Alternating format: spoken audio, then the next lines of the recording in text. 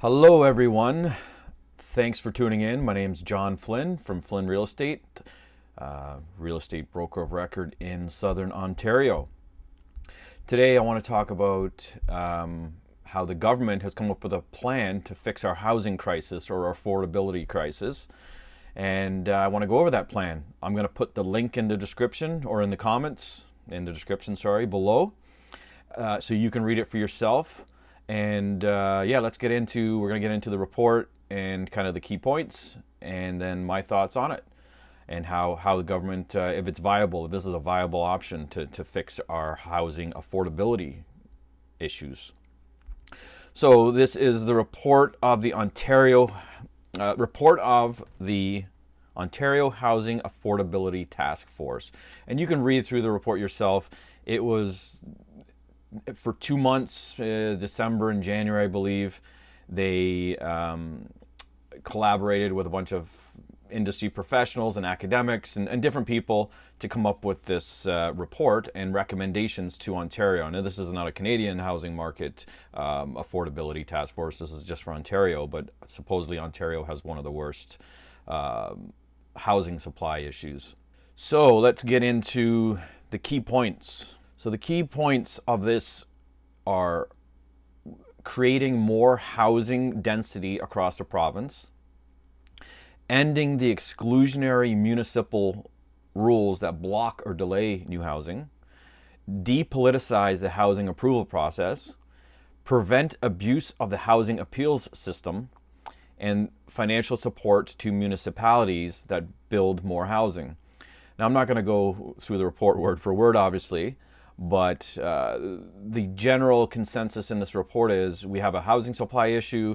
Let's build 1.5 million homes in 10 years, so 150,000 a year, and we will create more homes, which will allow for more affordable housings by creating, less competition for the housing.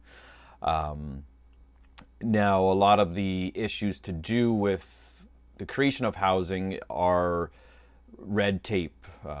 Municipalities, and this is what they want to do. They want to take the power away from the municipalities or incentivize them to just allow an easier building process, because right now Canada and Ontario has like one of the longest building processes in the world by the time you get approvals and cut red tape and whatnot. So by reducing the amount of time we can increase supply. Right now, this report said 75,000. I think it was 2020 or 2021 was the number of homes built. So they want to pretty much double that, and again create more housing. They want to depoliticize the housing approval process. I guess that speaks for itself. There's obviously a lot of politics involved in everything. Prevent abuse of the housing appeals system. This touches on things like, when you have a public meeting, when you want to have a new housing development or even just build a single house, the neighborhood has to come and they can oppose and they can appeal the decisions and really prolong the process. So they want to shorten that or get rid of those appeal issues. And they want to again incentivize municipalities who do build, who make it easy to build. And there would be things like certain municipalities, you have to have certain cladding on the house or it has to look a certain way. So they want to say get rid of that or just build them, right? Just build them. Build them with up to 12 stories with wood frame, wood structures instead of right now there's different codes for different areas. So again, just really, really pushing through housing instead of holding it up. Right? Canada has a habit of holding everything up and creating just red tape for everything.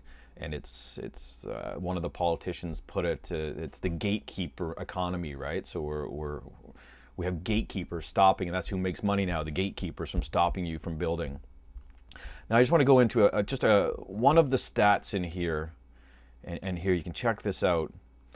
So in the last 10 years, the average home in Ontario went from $329,000 to $923,000. So it's almost triple, not 2.5 to 3 times the price.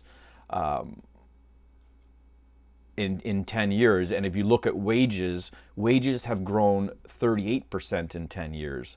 So, and as opposed to now, this graph, I don't know how they got this number. I don't know if this was an error, because if this is an error, I don't know who did the math, but they're saying the average house has climbed 180% in 10 years, and the average income's only grown by 38%. So there's obviously a big discrepancy, more than 4 times, or it's more than 4 times the cost of housing has climbed over wages.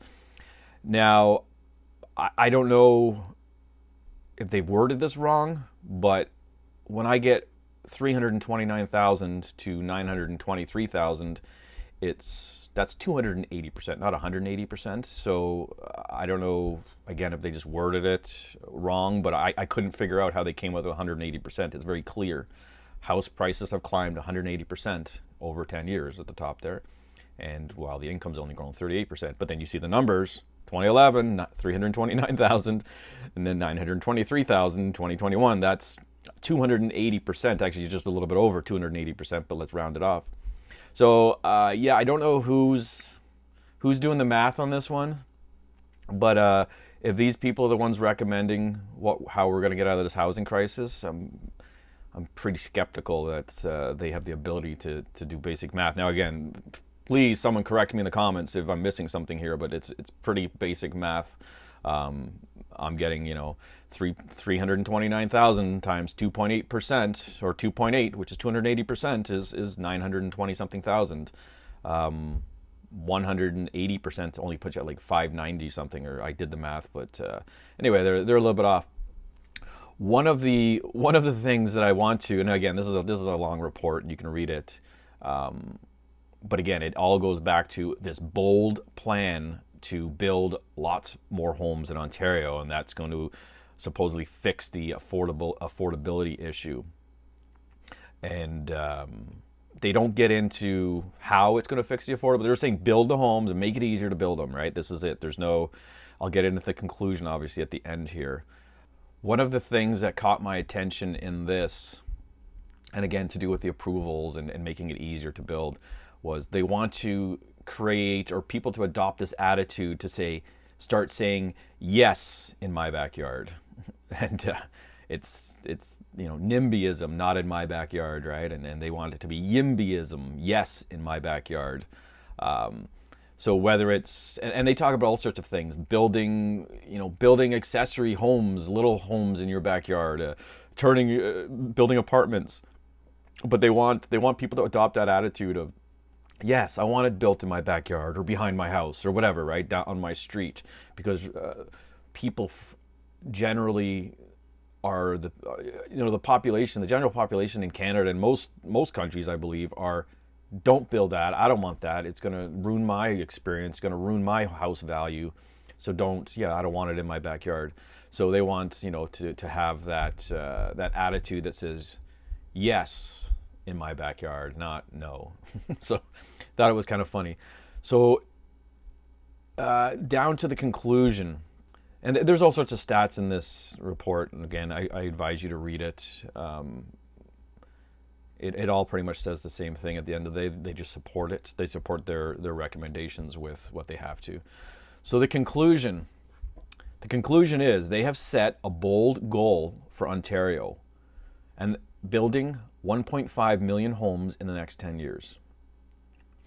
And they believe this can be done. This is the first time in memory that everyone is aligned.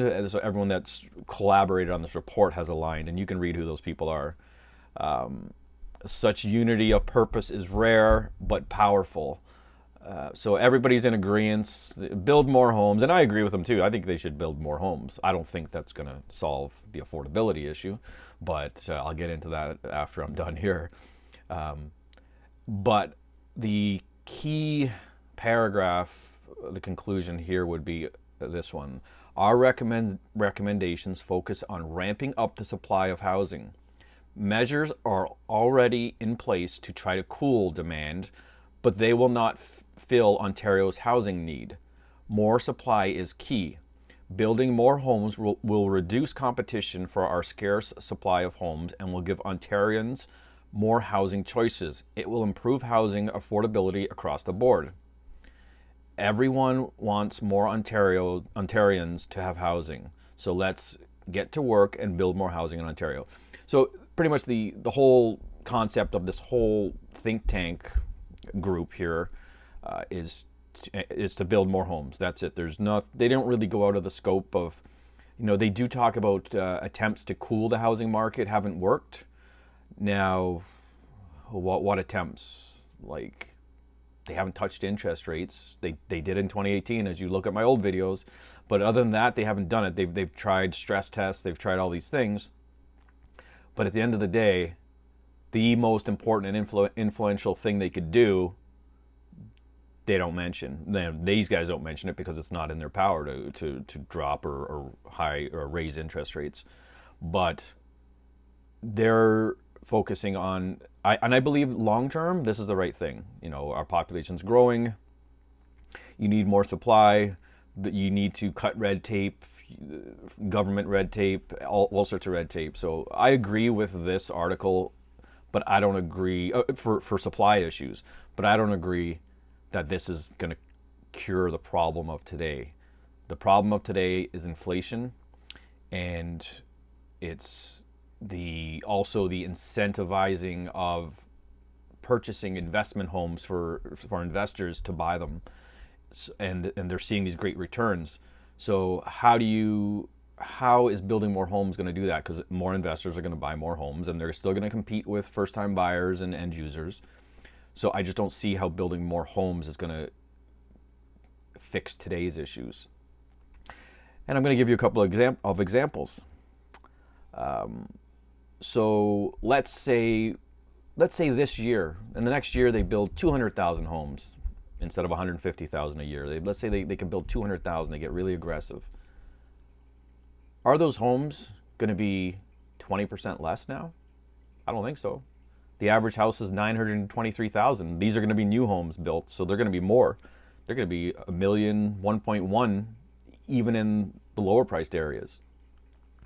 So okay, so let's say they are 923,000, because they're not going to drop. They don't talk about reducing prices of homes. They do talk about reducing construction costs and development costs and all the rest of that.